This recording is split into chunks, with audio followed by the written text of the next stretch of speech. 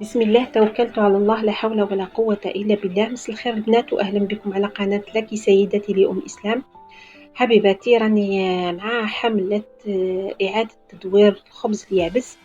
المرة اللي فاتت عملت لكم خبز الدار ولقيت البنات ما كان حتى مشاهدات، يعني ما نعرف ما عجبكمش ولا جربوه البنات ومن بعد تقولوا لي، خاطر راهو خبز الدار رائع.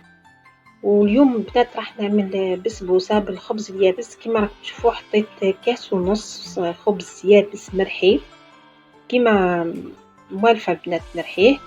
زدت حطيت كاس تاع سميد متوسط.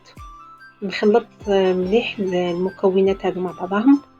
نحط 3 بيضات، رشة ملح، كاس غير ربع سكر، ما نكثرش خاطر البنات راح نحط العسل في النهاية.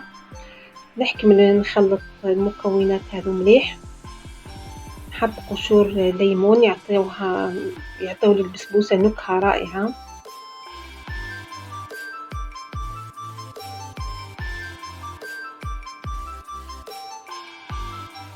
كاس حليب يكون بنات دافي ماهوش بارد من الثلاجة، ونص كاس زيت.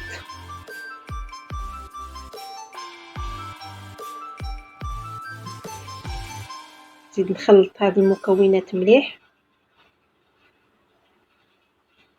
هنا البنات نزيد نحط 2 أكياس تاع خميرة حلويات. كما عن بالكم انا نشريها ساشي كبيرة. نوزن البنات نعمل 20 غرام في 10 غرام لكل ساشي. هنا حطيت 20 غرام خميرة حلويات.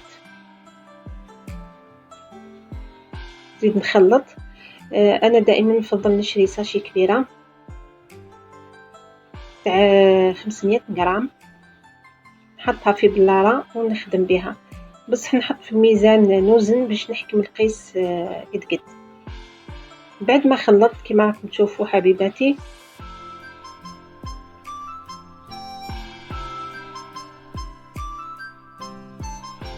جبت مول تاع بيراكس ولا اي مول تبغيوه، رشوه بشويه فقط تاع زيت،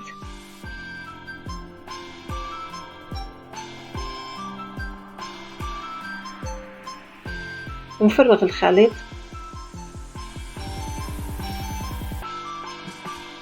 بسبوسه رائعه وخفيفه ريشه البنات، وفي نفس الوقت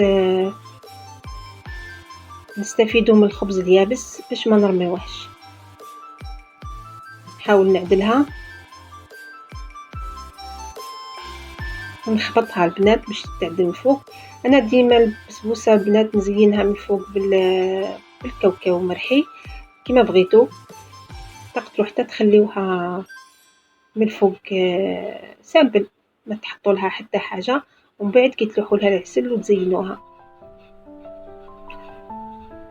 نحطها البنات طيب من تحت ونزيد نشعل لها من فوق تحمار. بعد ما طابت البنات وخليتها بردت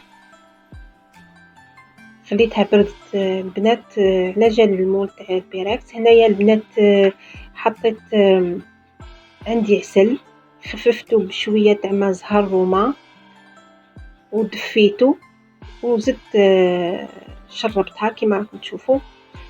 علاه دفيته خاطر البسبوسه راهي بارده. كي تكون عندكم بسبوسه سخونه تحطوا لها العسل يكون بارد. بالنسبه للبنات الشربات، هي من احسن الشربات. انا كعاد بنات بغيت نكمل العسل هذا اللي عندي.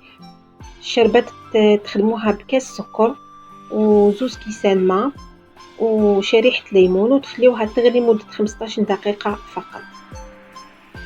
هذه النتيجه البنات، بسبوسه رائعه وخفيفه وفي نفس الوقت اقتصاديه وتستفيدوا من الخبز ما ترميوهش. زدت البنات حط لها شويه تاع نواه كوكو، حطيت لها سيريز كونفي من الفوق. هذوك عاد عندي برك في مخبيين في الثلاجه عفوا. نتمنى البنات يكون فيديو اليوم خفيف وظريف وعجبكم. جربوها حبيباتي ورجعوا لي بالخبر. ما تنسونيش دائما باللايك والاشتراك في القناه، وارجو التفاعل مع القناه. وإلى اللقاء في فيديو جديد إن شاء الله. إلى اللقاء.